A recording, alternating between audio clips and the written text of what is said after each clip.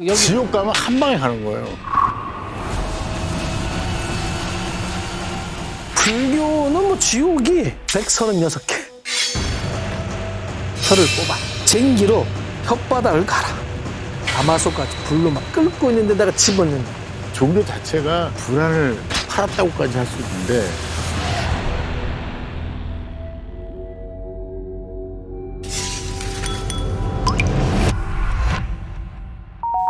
우리 천주교에서는 천당과 지옥 아주 선명하게 개념을 가지고 있는데 불교도 지옥 있어요?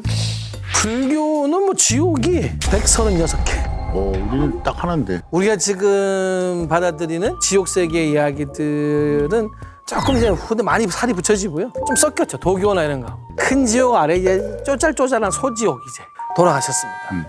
돌아간다는 뜻이 어디로 돌아가는 거냐. 불교는 이제 윤회니까. 그치. 지옥을 가든 이것도 태어나는 거예요. 원래 이게 저승 이승은 이제 한글인데 요게 어디서 나왔느냐? 피생이라고 원래 한자를 쓰는데 이게 저피자 써가지고 저생이 승으로 그러니까 저승. 그러니까 이제 저곳에 태어난다. 근데 우리는 천국과 지옥 사이에 네. 연옥이라는 게 하나 있어요. 그건 또 뭐예요? 천국 못 가는 사람한테 한 번 찬스를 주는 개념이 하나 있어요. 지옥도 아니고 천국도 아니고 중간. 아니, 불교에서 49일이라는 상징적인 의미가 그렇죠, 있는 그렇죠. 것처럼 한 그 정도 기간 후에는 연옥에 간 영혼이 천국에 거나 지옥에 가는 건 살아있는 사람들이 그 사람을 위해서 얼마나 기도를 많이 해주냐에 달려있다고 해서 죽은 영혼에 대한 기도를 천주교 신자는 어마무지. 야, 이거 뭐 거의 이거 우리 쪽인데. 그래, 그런 게 있어, 거기에? 아니 사실 이게 저희는 연옥이다 이런 표현이 안 되고 지옥문으로 가는데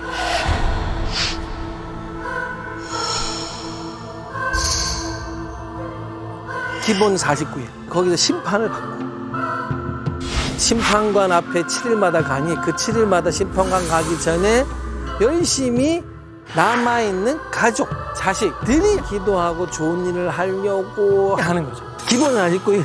요거 해결이 안 되면 100일, 1년, 최대 3년. 이렇게 걸쳐서 지옥으로 배당되는 거예요. 근데 이제 우리나라 사람들은 49제가 아주 문화가 됐어요. 그래서 심지어는 우리 성당에도 돌아가신 지 49제가 되면 49제 미사를 올리는 거야. 그래서 우리는 그 불교 전통이니까. 우리 쪽이.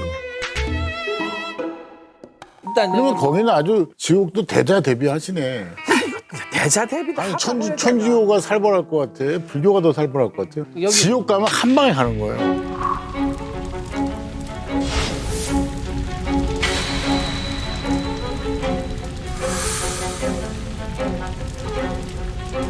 거기 떨어지면 기회가 없어요. 그냥 끝나는 것이니까 얼마나 살벌해.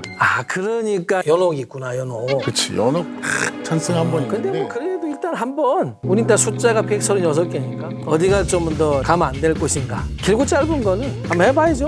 들어보니까 방이 되게 많네요, 거기는. 근데 이제 이게 사실은 저희는 지옥이 하도 많아가지고 일단 확탕 지옥이라고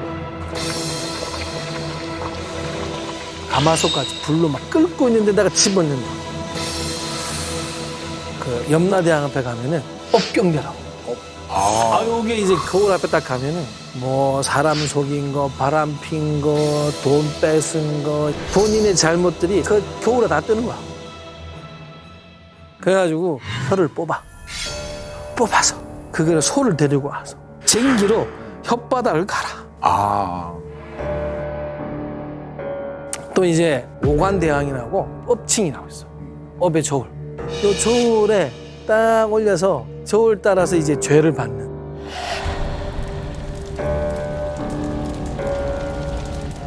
아귀지옥이라고. 일단 이 아귀가 몸은 태산만 하고. 근데 이게 목구멍이 너무 작아. 지옥이네.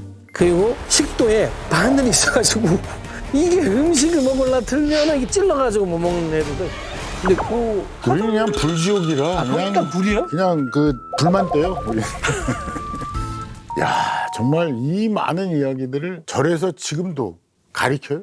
지금도 자비도랑 참법이라고 그 안에 내용이 지옥이 쫙 나있고 책을 읽고 전하고 또박또박 듣는 사람이 치가 떨리도 읽어라 라고 해요. 근데 겁을 좀 안 먹긴 하는 것 같고. 근데 돌이켜보면 현대 종교가 지옥과 같은 이야기를 너무 과장되게 얘기해서 인기 없는 종교가 된 거 아닐까요? 사실 우리 종교 자체가 지옥을 통해서 불안을 어떻게 보면은 팔았다고까지 할 수 있는데 근데 이제 잘 안 팔려요. 안 팔리지. 누가 뭐. 심지어는 지옥이라는 논리가 사실 지금 자연과학과 인문학에 잘 맞지도 않고 그렇기 때문에 이제는 옷이 안 맞아요.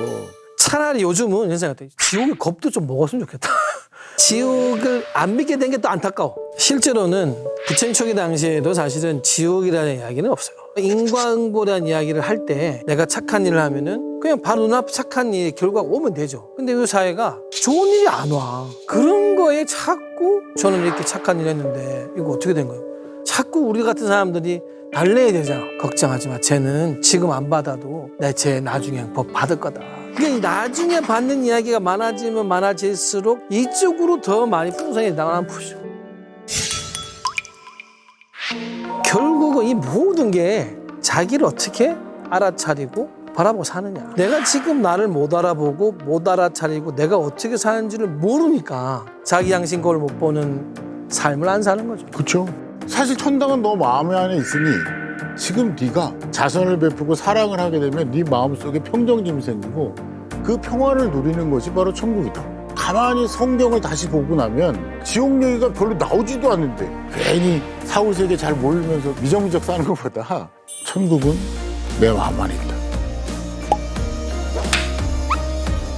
여러분에게 오늘은 책장에 꽂혀 있지만 아마도 읽지 않는 책, 또 읽고 싶지만 읽기 어려운 책 중 하나죠. 바로 단테의 신곡에 대해서 이야기해 보려고 합니다. 단테가 전하는 메시지 지금 읽어드리겠습니다. 네, 안녕하세요. 부산외국어대학교 이탈리아어과의 박상진 교수입니다. 사실 신곡은 사는 책이지 읽는 책이 아니죠. 어렵거든요. 하지만 그 딱딱한 책을 단테와 함께 길을 떠나면서 단테의 고뇌와 기쁨을 공감하면서 그러다 보면은 그 어려운 신곡을 읽는 책으로 만들 수 있겠죠.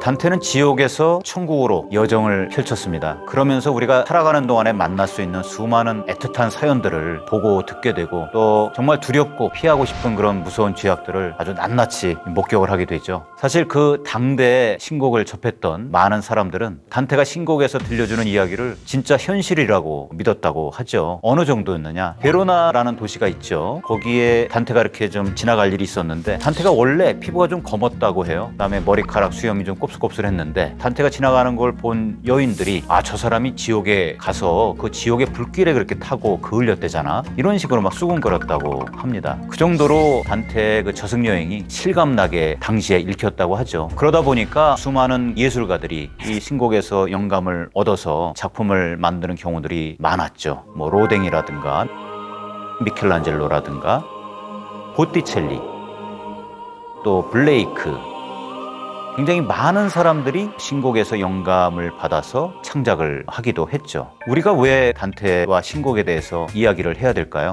먼저 단테가 살았던 그 시대와 장소, 이것을 살펴봐야 할 것 같아요. 단테의 시대는 중세에서 근대로 넘어가는 과도기였죠. 중세는 쉽게 얘기한다면 신의 시대였고 근대는 인간의 시대, 이렇게 요약할 수가 있죠. 단테는 중세와 근대를 잇는 징검다리의 역할을 했다고 평가를 받죠. 단테는 피렌체에서 1265년에 태어났습니다. 거기서 자랐고 교육을 받았고 활동도 했죠. 단테가 피렌체에서 살던 동안에 가장 중요한 일이라면 두 가지를 꼽을 수가 있습니다. 하나는 문학 청년으로서의 삶을 살았다는 것이고 또 하나는 정치가로서의 삶을 살았다는 것. 이 문학 청년으로서의 삶을 살았을 때에는 베아트리체라는 여자가 있었어요. 베아트리체라는 여자는 단테에게 문학적 영감을 주는 그러한 존재였고 첫사랑이었고 단테에게 어디서나 베아트리체라는 이름이 등장을 합니다.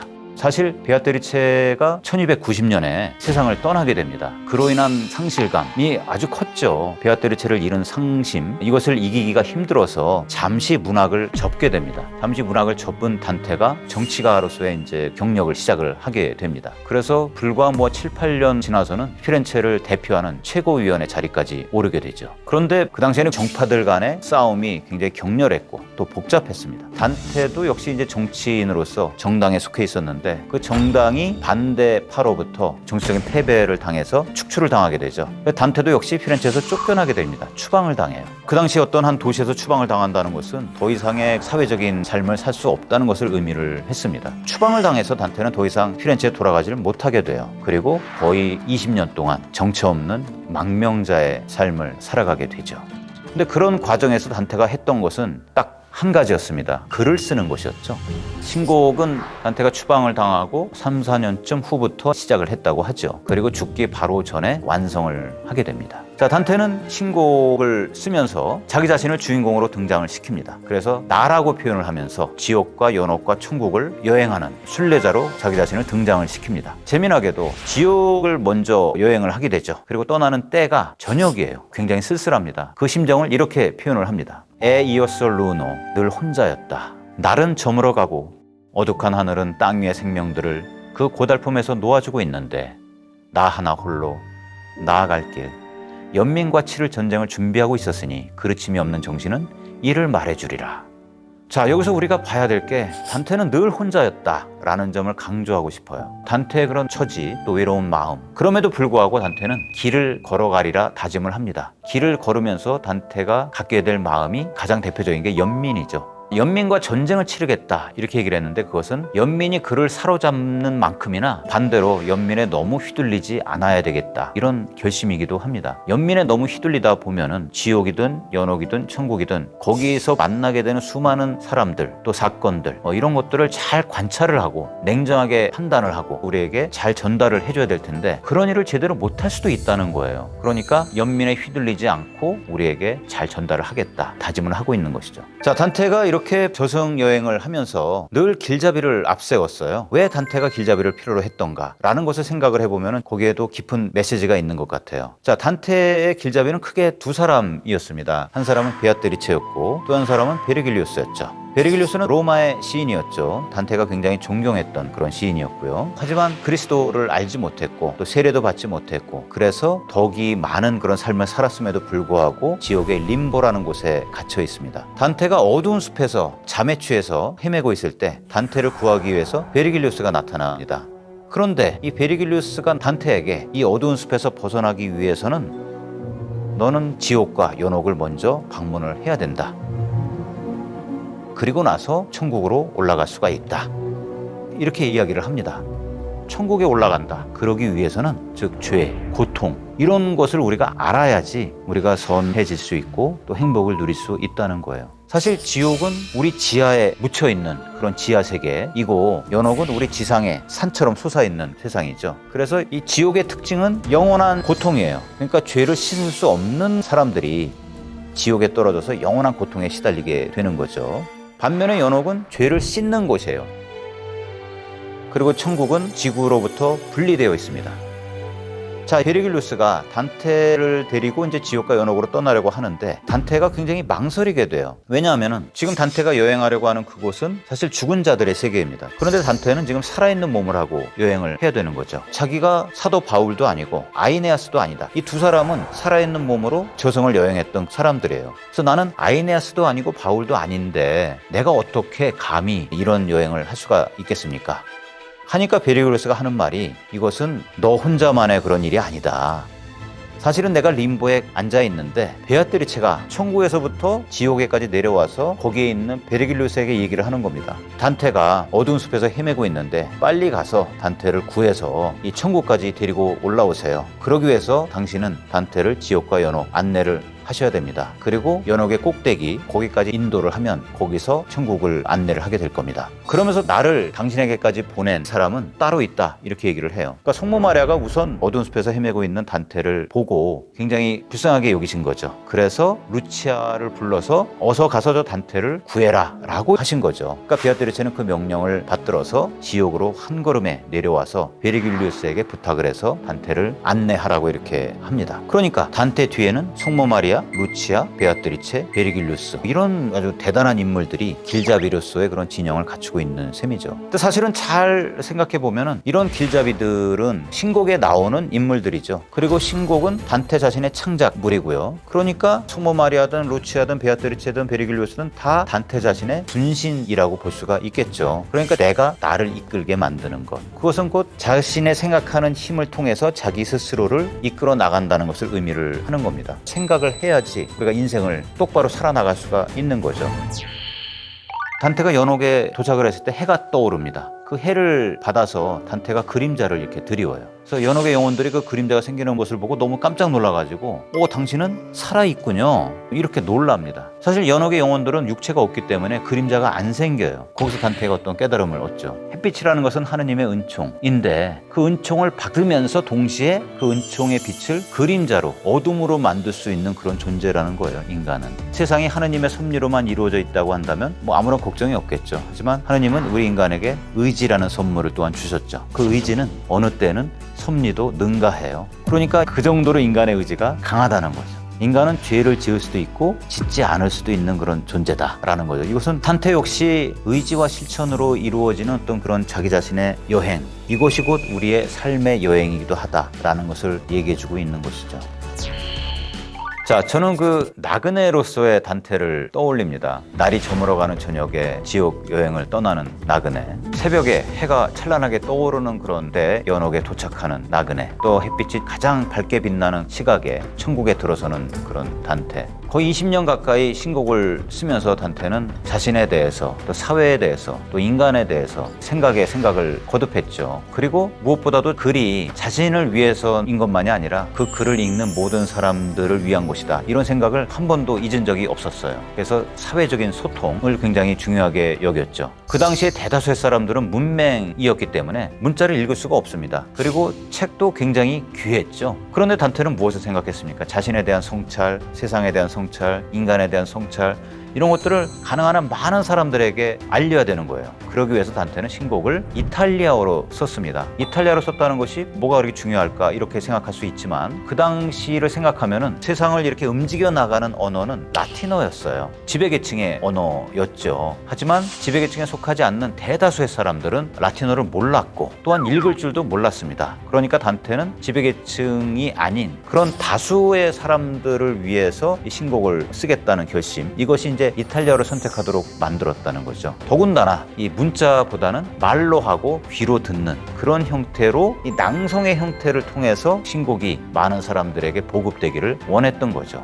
그래서 이 신곡은 굉장히 운율이 뛰어납니다. 그래서 신곡은 눈으로 읽는 책이라기보다는 사실 소리내서 읽고 그 소리를 귀로 듣는 이런 식으로 이제 우리가 접해야 될 그런 책이라는 것, 이것이 단테의 의도가 담겨 있다고 이제 볼 수가 있죠.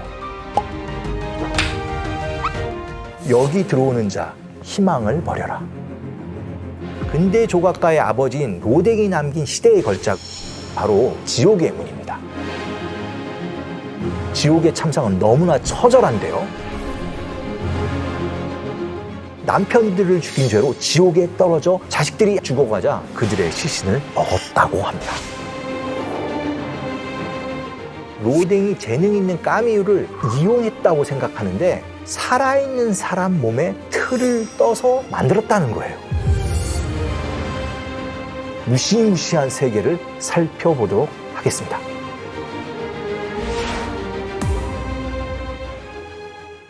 안녕하세요. 한국예술종합학교 교수 미술사학자 양정무입니다. 한 남자가 턱을 받치고 생각에 잠겨 있습니다. 이 말을 듣고 나면 유명한 작품 하나가 딱 떠오르는데요. 네! 로댕의 생각하는 사람이죠. 그는 대체 무슨 생각에 빠져 있는 걸까요? 많은 사람이 패러디를 통해 옷을 몽땅 잊어버려서 고민하는 사람, 문자를 보면서 헷갈려하는 사람, 또는 숙지 때문에 괴로워하는 사람 등 다양한 추측을 했는데요. 참 유쾌하죠. 하지만 그가 내려다보는 것이 어디인지 알면 이런 유머는 싹 사라지게 됩니다. 다시 생각하는 사람을 살펴볼까요? 온몸의 근육에 힘이 잔뜩 들어가 있고요. 발가락까지 오그라든 모습을 보면 생각에 빠지다 못해 공포에 질려서 떠는 듯한 모습입니다. 대체 그를 이토록 겁에 질리게 한 풍경은 무엇인지, 또 그 안엔 어떤 인물들이 있는지 지금부터 미술 읽어드립니다에서 흥미진진하게 읽어드리겠습니다. 많은 분이 생각하는 사람을 독립적인 조각으로 알고 계신데요. 사실 이 조각은 로댕이 남긴 필생의 역작, 지옥의 문에 설치된 여러 조각 중 하나입니다.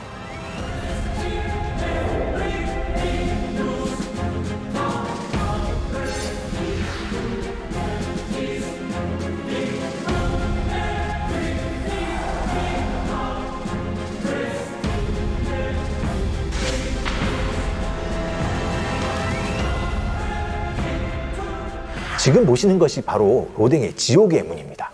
높이는 6m가 넘고요. 폭이 4m, 깊이가 거의 1m에 달하는 초대형 작품입니다. 실제로 이 문 앞에 서면 압도될 정도로 엄청난 크기를 자랑합니다. 지금은 굳게 닫혀 있지만 원래는 사람이 지나갈 수 있도록 열리는 구조로 구상됐다고 해요. 1880년 프랑스 정부가 로댕에게 장식미술박물관의 정문 조각을 의뢰하면서 이 작품이 시작됐기 때문인데요. 그런데 예상치 못한 문제가 생깁니다. 그 자리에다가 기차역을 짓게 되면서 박물관 건립이 취소된 거예요. 작품을 폐기 처분할 것인가, 계속 만들 것이냐, 그것이 문제인 상황이었는데요. 로댕은 지옥의 문에 대한 애정을 놓지 못하고 그 후로도 수십 년간 끊임없이 수정 작업을 이어갔습니다. 하지만 결국 미완성인 상태로 남긴 채 세상을 떠나고 말죠. 지옥의 문은 크게 기둥과 문, 그리고 문 바로 위에 위치한 팀파늄으로 구성되어 있습니다. 이 팀파늄 한가운데 걸쳐 앉아있는 남자가 바로 생각하는 사람인데요. 그의 발 아래 자리한 세계가 바로 지옥입니다. 그를 공포에 떨게 할 만큼 지옥의 참상은 너무나 처절한데요. 그럼 지금부터 이 무시무시한 세계를 살펴보도록 하겠습니다. 지옥의 문은 가장 높은 곳에 위치한 새망령이란 조각상부터 시작합니다. 이것은 에덴 동산에서 쫓겨난 아담을 형상화한 것인데요. 그 아래엔 생각하는 사람이 보이죠. 여기에서 지옥의 문 왼쪽 아래로 조금 눈을 돌리시면 단테가 9번째 지옥에서 만난 우골리노 백작이 보입니다. 13세기 이탈리아 도시 피사에서 우골리노 백작은 전쟁과 혼란 속에서 배신을 당하고 4명의 아들, 손자와 함께 탑에 갇혀서 굶어 죽는 처지에 놓이게 되는데요. 자식들이 한 명씩 죽어가자 배고픔을 이기지 못한 우골리노는 그만 그들의 시신을 먹었다고 합니다. 작품을 자세히 보시면 그 순간의 섬뜩함이 느껴집니다. 우골리노가 눈이 먼 채로 굶주림을 채우기 위해서 자녀의 시신을 붙잡고 있는데요. 그의 근육은 여전히 생생하게 살아있고 긴장감이 느껴질 정도로 팽팽하게 하나씩 근육이 돋아 있죠. 그를 막아서는 아들의 힘없는 모습이나 죽어가는 또 다른 아들과 대비되어 처절한 인간미의 부재가 전해지는 듯합니다. 이렇게 자식들의 시신을 먹으며 버텨보지만 결국 우골리노 백작은 죽고 마는데요. 인육을 먹은 죄로 지옥의 맨 밑바닥에 떨어지는 극형을 받게 됩니다. 지옥의 문에는 우골리노 백작만큼 드라마틱한 인물이 또 있습니다. 오른쪽 기둥 아래에 위치한 부조를 보시면 저주받은 다른 영혼들과 달리 키스를 나누려는 가까이 다가선 두 사람이 보이는데요. 입술이 닿을 듯 말 듯 조심스러워 보이죠. 과연 이들에겐 어떤 사연이 있는 걸까요? 두 사람 역시 단테의 신곡 지옥편에 등장하는 파올로와 프란체스카입니다.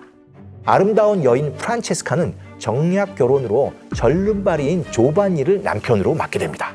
그런데 하필 잘생긴 시동생에게 첫눈에 반하게 되죠. 두 사람은 사랑에 빠지게 되고 막장 드라마가 시작되는데요. 자, 이 사연을 염두에 두고 다시 부조를 살펴볼까요?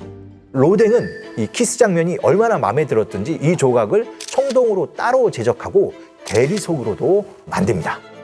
당시 사람들은 이 작은 청동 키스상을 결혼 축하용으로 사갔다고 하는데 이 키스의 진짜 의미를 알았다면 조금 생각을 바꿨을지도 모릅니다. 왜냐하면 이 키스는 죽음을 부르는 치명적인 키스였기 때문인데요. 이 키스 장면이 남편에게 발각되어 둘은 모두 죽임을 당하게 됩니다. 얼핏 연인이 키스를 나누기 전에 설레는 모습처럼 보일 수 있지만 이런 사연을 알고 난 후에 보니 섬뜩한 긴장감이 느껴집니다. 결국 욕망을 이기지 못하고 사랑을 나누게 된 파올로와 프란체스카는 어떻게 되었을까요? 지옥의 문 왼쪽 아래, 정확히는 우골리노 백작 아래쪽을 보시면 달아나는 사랑이라는 부조이고 이것을 보면 답을 알 수가 있습니다. 이 부조처럼 열정과 탐욕의 결과로 둘의 영혼은 지옥에 갇혀 영원히 구천을 헤매게 되죠. 단테는 지옥에서 이 두 사람의 절망적인 사랑 이야기를 듣고 너무 슬퍼서 혼절하는 걸로 나옵니다. 로댕은 이렇게 단테의 신곡을 충실하게 재현하기 위해서 신곡을 읽고 또 읽었다고 하는데요. 수백 점의 데생을 그려서 끊임없이 고민했고 자신의 모든 것을 이 작품에 쏟아부은 결과 200명에 달하는 인물상이 생생히 살아있는 역작을 만들게 됩니다.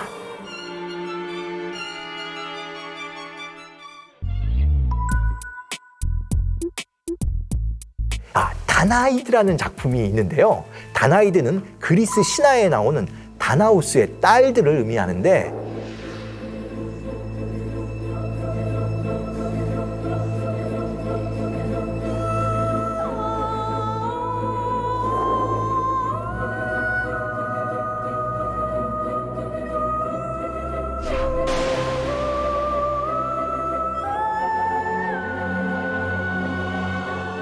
아버지인 왕의 명령으로 남편들을 죽인 죄로 지옥에 떨어져 결코 채워지지 않는 독에 물을 퍼나르는 밑빠진 독에 물 붓기를 하는 형벌을 받게 됐다고 합니다. 이 다나이드, 얼마나 힘들고 지쳤는지 몸을 완전히 웅크리고 있는데요. 완전히 좌절해서 고통받는 여인의 모습입니다. 근데 이 작품은 최종적으로 지옥의 문에 설치되지는 않았고요. 독립적인 작품으로 전해지게 되는데요. 흥미롭게도 이 작품의 모델은 로댕의 제자이자 연인으로 알려진 까미유 클로데를 모델로 해서 만들어졌다고 하는 이야기도 있습니다. 영화 까미유 클로데, 미술을 배경으로 한 영화로는 아주 고전적인 영화라고 할 수 있는데요.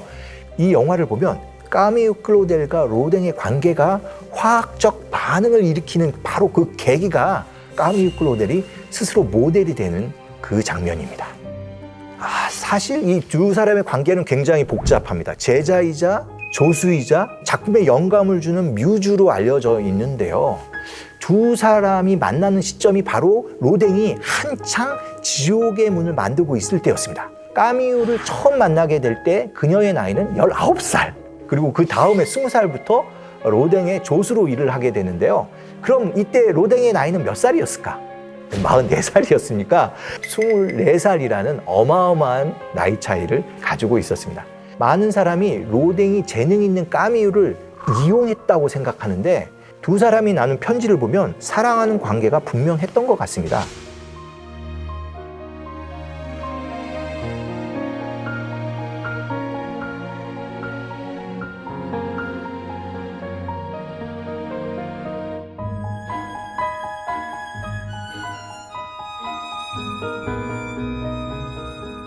그런데 로댕에겐 로즈라는 사실혼 관계의 여성이 있었고요. 이렇기 때문에 삼각관계가 이루어졌고 결국 로댕과 까미유의 관계는 파국으로 끝나게 됩니다.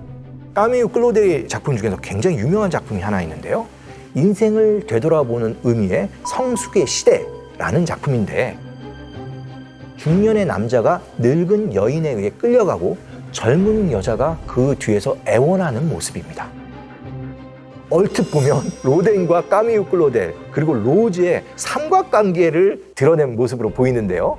로댕은 이 작품을 보고 본인을 모독하기 위해 만든 작품이라며 노발대발했다고 하는데요. 쉽게 말해서 자신을 공개적으로 망신을 주었다고 생각할 수 있었죠.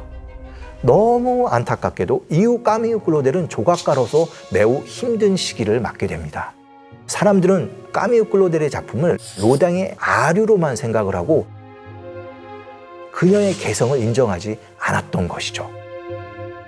더 안타까운 건 그녀를 지원하던 아버지가 돌아가신 후에 그녀의 삶은 완전히 무너지게 되고요. 가족들에 의해 30년 동안 정신병원에 갇히게 됩니다.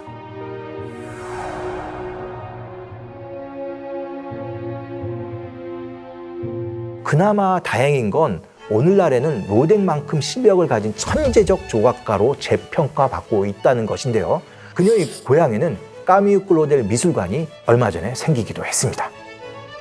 로댕의 작품은 보면 온몸의 근육과 신경까지도 생생하게 느껴지는 것 같죠? 이런 생동감 때문에 로댕은 데뷔 초기에 웃지 못할 해프닝을 겪기도 했습니다.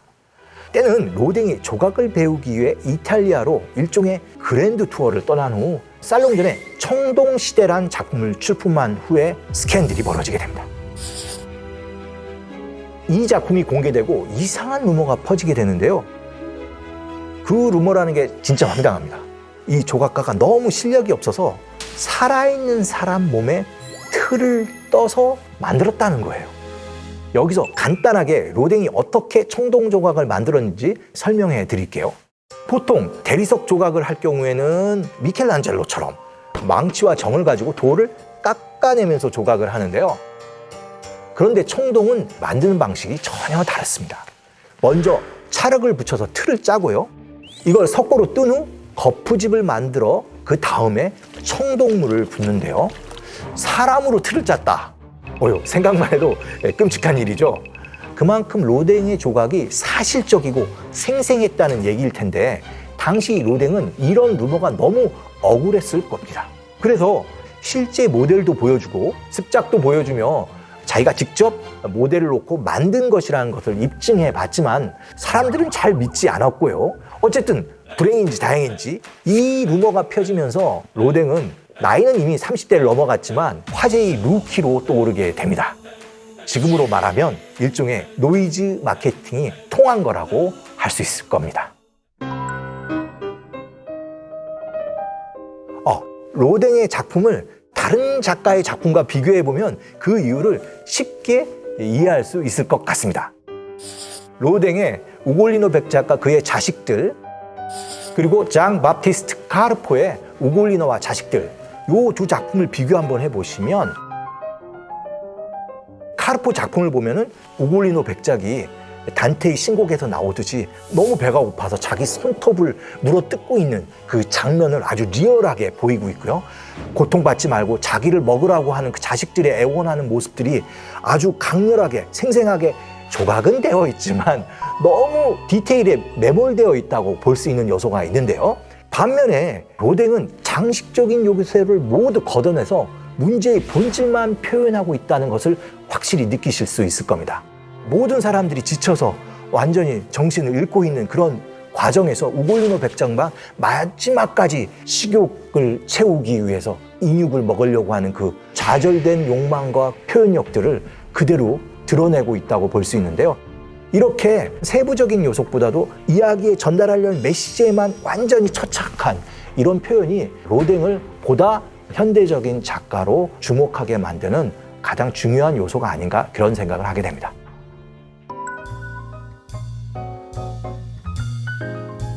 당연히 있습니다. 천국의 문 생각만 해도 기분이 좋은데요. 이탈리아 피렌체에 가시면 대성당 두오모 바로 앞에 산 조반니 세례당이 있습니다.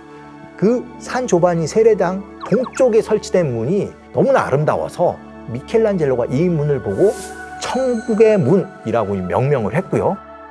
그래서 지금도 많은 사람들이 천국의 문 하면 바로 산 조반니 세례당 동쪽에 설치된 청동문을 생각하게 됩니다. 이 조각가 기베르티의 작품인데 이 청동문에는 금도금까지 들어가 있고요. 화려한 장식뿐만 아니라 조각적 구성, 표현력이 너무나 유려하고 아름다워서 로댕이 지옥의 문을 구상할 때도 사실 이 문을 많이 참고하게 됩니다. 사이즈도 굉장히 비슷하고요. 초기 로댕의 드로잉을 보게 되시면 거의 같은 구조인데 8개의 판넬로 각 장면을 집어넣으려고 했는데요. 얼마만큼 기베리트의 작품을 참고했는지를 아실 수도 있을 겁니다. 여러분, 혹시 로댕의 지옥의 문이 한국에 있다는 얘기는 들어보셨나요? 만약 있다면 이 작품은 진품일까요? 모조품일까요? 청동 작품을 만드는 건 까다롭고 굉장히 힘든 과정이지만 장점이 하나 있습니다. 청동 작품은 판화처럼 복제가 가능하다는 겁니다. 사실 로댕은 지옥의 문을 미완성인 석고 상태로 남겨두고 세상을 떠나게 됩니다. 그런데 그가 죽은 후에 그를 기리는 박물관이 세워지는데 이 로댕 박물관의 수석 큐레이터가 그가 남긴 조각조각 나머지를 다 이어서 완결을 해냅니다. 그가 만들어낸 거푸집 덕분에 청동을 녹여서 언제든 다시 찍어낼 수 있게 되는데요. 저작권은 프랑스 정부가 가지고 있어서 아주 드물게라도 이 청동을 다시 떠내는 작업을 승인합니다. 현재 전 세계에는 7개의 지옥의 문이 존재하고 있습니다. 그 중에 마지막 에디션, 7번째 에디션이 바로 우리나라에 있는 건데요. 수백억 원대로 추정되는 이 작품은 지금 어디에 있을까요? 1999년 로댕 갤러리가 개관했을 때 로댕의 대표작인 지옥의 문과 깔레의 시민이 상설 전시되었습니다. 하지만 안타깝게도 2016년 폐관을 하면서 두 작품의 행방이 묘연해지고 말았는데요. 근대 조각가의 아버지인 로댕이 남긴 시대의 걸작을 우리나라에서 다시 볼 수 있는 날을 기다리고 있습니다. 사실 로댕의 작품은 로댕의 관점에서는 미완성이었습니다. 그렇지만 자신의 모든 조각에 대한 아이디어를 여기다 쏟아 부어서 결과적으로 그가 남긴 예술의 가장 종합판은 바로 지옥의 문이라고 할 수 있고요. 생각의 실험실이었다고 할 수 있습니다. 지옥의 문 맨 위에 저주받은 영혼이 가리키는 손 아래에는 그 유명한 문구가 자리하고 있었던 걸로 추정해 볼 수 있는데요. 거기엔 원래 이렇게 쓰여져 있었죠. 여기 들어오는 자 희망을 버려라. 우리가 희망을 버리면 바로 그것이 지옥인 겁니다.